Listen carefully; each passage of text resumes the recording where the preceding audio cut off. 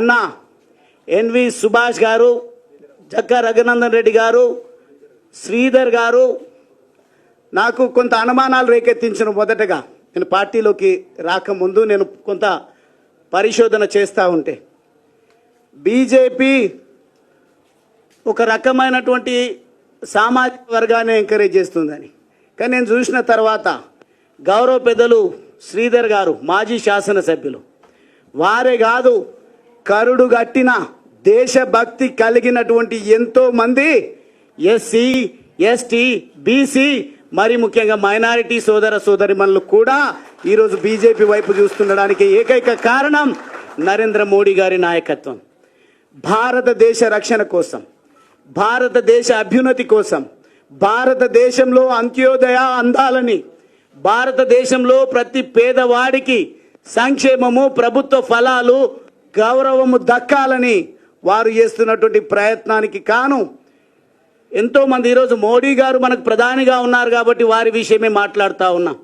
కానీ ఈ దేశ రక్షణ కోసం జాతీయ భావం కలిగినటువంటి ఎంతోమంది మహనీయులు దేశాన్ని అమ్ముడు పెట్టడానికి, తాకట్టు పెట్టడానికి, అదేవిధంగా గరీబీ పేరిట గరీబీ హటావో అనే స్లోగన్ను తీసుకొచ్చినటువంటి కాంగ్రెస్ పార్టీ దేశాన్ని అమ్ముడు పెట్టడానికి ఇంపోర్ట్ లీడర్షిప్, ఏదో బయట దేశం నుండి వచ్చినటువంటి లీడర్లను మన జాతి మీద, మన దేశం మీద వారు రుద్దేటువంటి ప్రయత్నం చేస్తే ఎట్లయితే తెలంగాణ రాష్ట్ర సాధన కోసం మనకు తెలిసినటువంటి ఉద్యమం ప్రత్యక్షంగా తెలంగాణ రాష్ట్ర సాధన ఉద్యమం.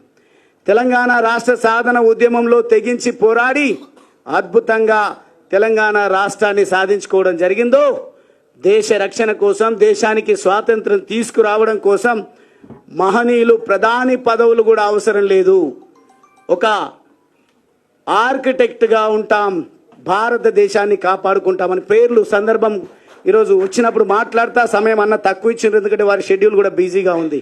కానీ ఒక్క మాట చెప్తా ఉన్నా, ఈరోజు గువ్వల బాలరాజ్ ఒక అవకాశవాది అని మాట్లాడుతూ ఉన్నారు. మొన్నటి సంఘటన మీతో పంచుకుంటా అన్న, దయచేసి కొంత 5-10 నిమిషాలు నాకు సమయం ఇవ్వండి.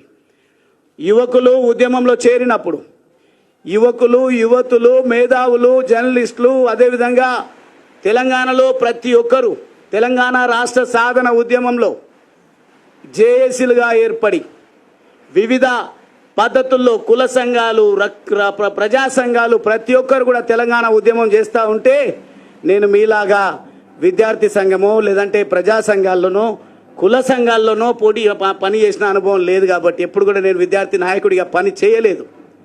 కాబట్టి నాకు ప్రధానంగా కనిపించింది టీఆర్ఎస్ పార్టీ.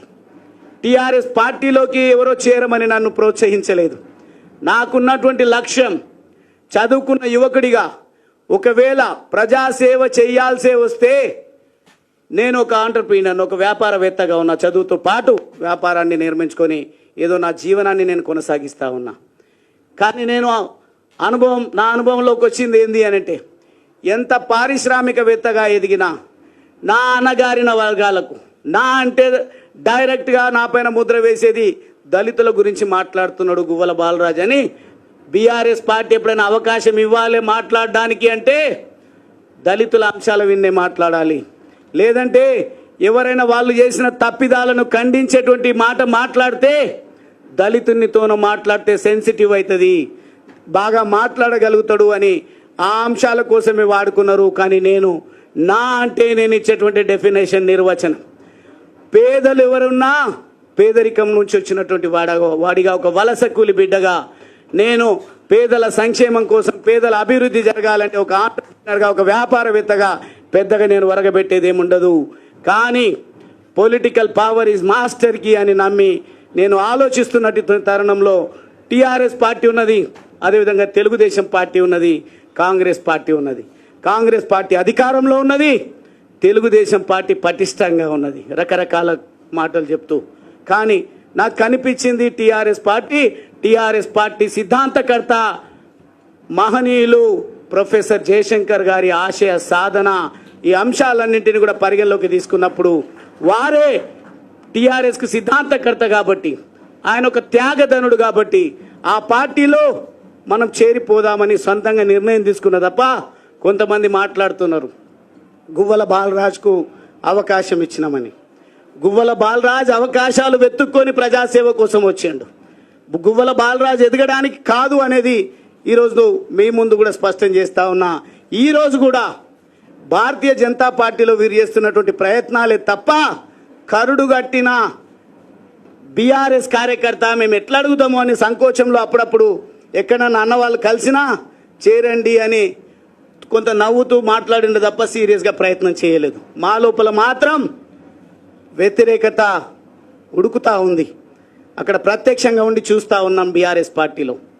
కానీ చివరికి నేనే అన్ని పార్టీలను స్టడీ చేసినాక నిర్ణయం తీసుకుందామని ఒకానొక సందర్భంలో రామచంద్రరావు అన్న నేను న్యాయవాదిగా కూడా ఒక 2-3 సంవత్సరాలు వృత్తిలో కొనసాగిన.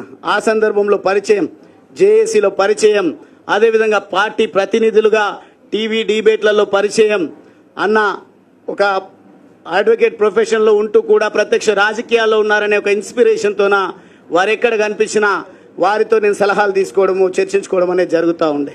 కానీ వారు ప్రయత్నాలు మొదలు పెడుతున్నారు.